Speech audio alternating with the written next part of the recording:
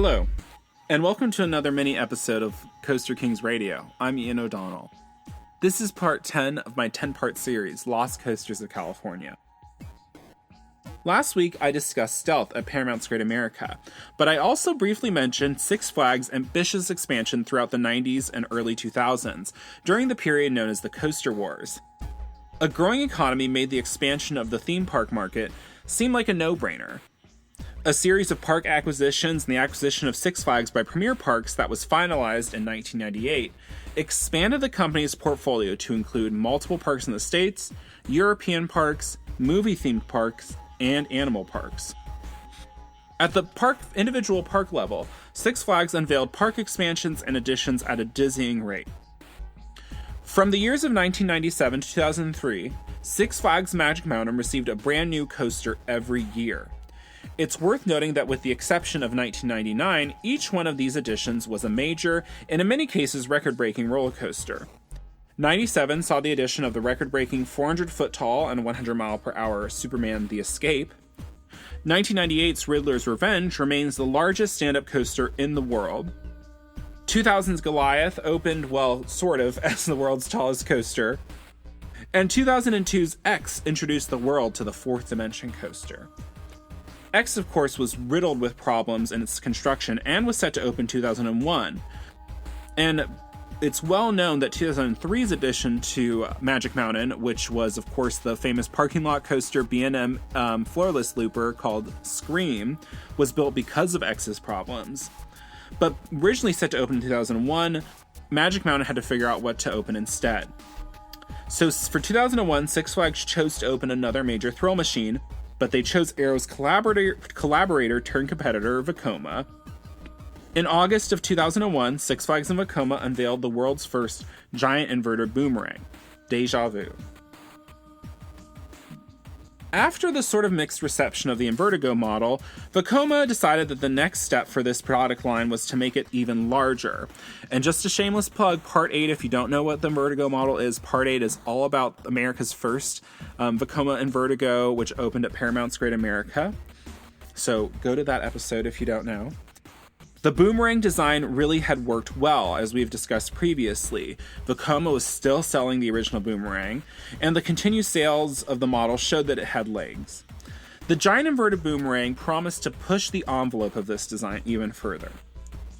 Vekoma made the two spikes of the boomerang vertical, so basically you get two vertical drops, and increased the spike's height to 194 feet, or 59 meters. This made Déjà Vu the world's tallest inverted coaster at its opening. To accommodate this increased height, a cable cash car system, similar to that used on the original boomerang, was used. But with the catch car on both spikes, so there's two separate catch cars and no chain lifts on either spike as well. The boomerang layout was also slightly modified, with the vertical loop crossing over the station, forming an X shape. Like the Invertigo, Vekoma also debuted a totally new train design with the giant inverted boomerang. These trains featured 4 cross-seating, but arranged in a V formation to help with rider visibility. The 2 center seats are next to each other, while the outside seats are arranged slightly behind the center. This allows for 4 riders per car, with the trains of 8, and with trains of 8 cars, there's a theoretical capacity of 32 riders per train, versus the Boomerang and the Invertigo's 28 riders per train. If you haven't had the chance to ride a giant inverted Boomerang, the seating formation, imagine an inverted version of the stadium seating on some of the B&M hypers like Diamondback or like Intimidator at Carowinds. The giant inverted boomerang sought to fix the Invertigo's market problem. While still expensive, it was of a scale that kind of justified its cost, and it made it distinct enough for parks with an existing B&M or Vekoma inverted coaster to see its value, while also distinguishing itself enough from the other Vekoma boomerang models.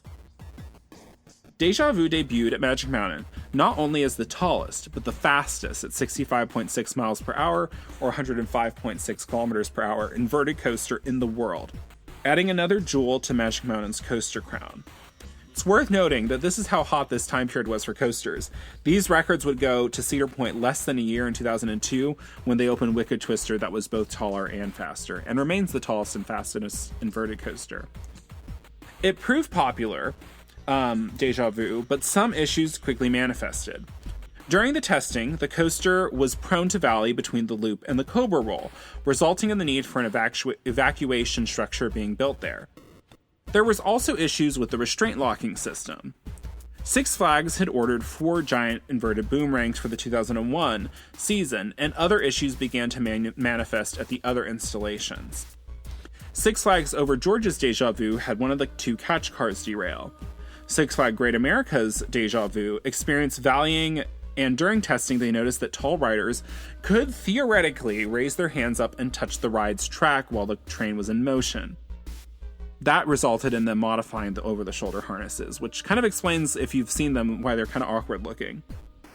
These problems led to significant modifications to all 3 attractions and a delay to the 4th giant inverted boomerang, Stuntfall, which would open at Warner Brothers Park Madrid in 2002. The modifications made to Magic Mountain's installation seemed to have worked, and it ran significantly more reliably than its siblings. Magic Mountain's Déjà Vu also lasted longer. Six Flags Over Georgia's Déjà Vu was closed in 2007 and sold to Brazil's Mirabilandia Park. It has been in storage at the park since 2009, with plans to open at an expanded and relocated version of the park.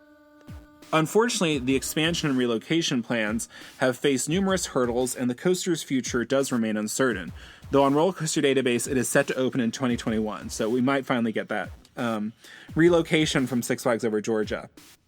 Six Flags Great America also chose to retire Déjà Vu after the 2007 season.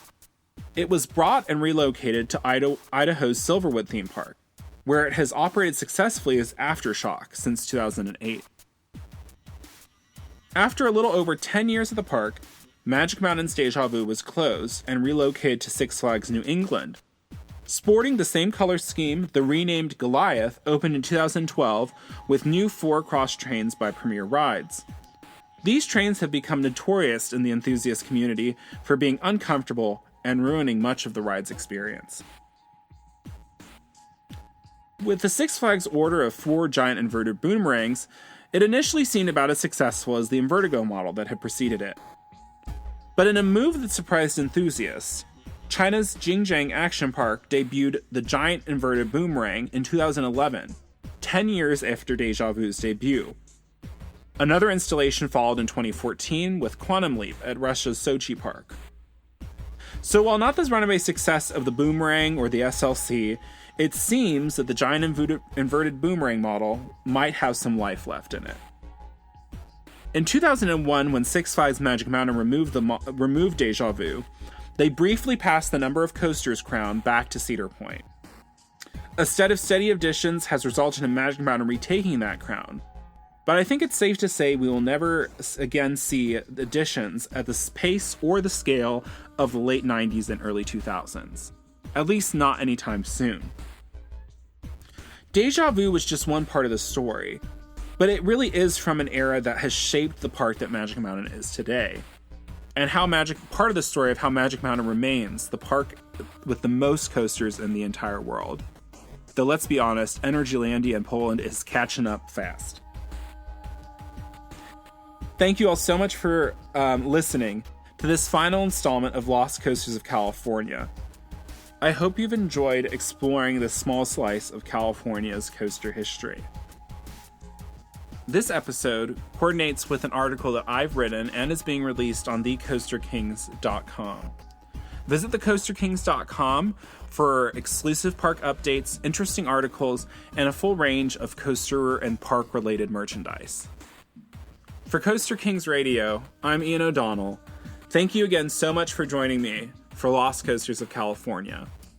We're going to be taking a quick break from Minisodes for a little bit, but we'll be back with another format and more interesting information about the parks and roller coasters. In the meantime, I hope you continue to enjoy our full-length episodes that are being released weekly on Coaster Kings Radio, wherever you listen to podcasts.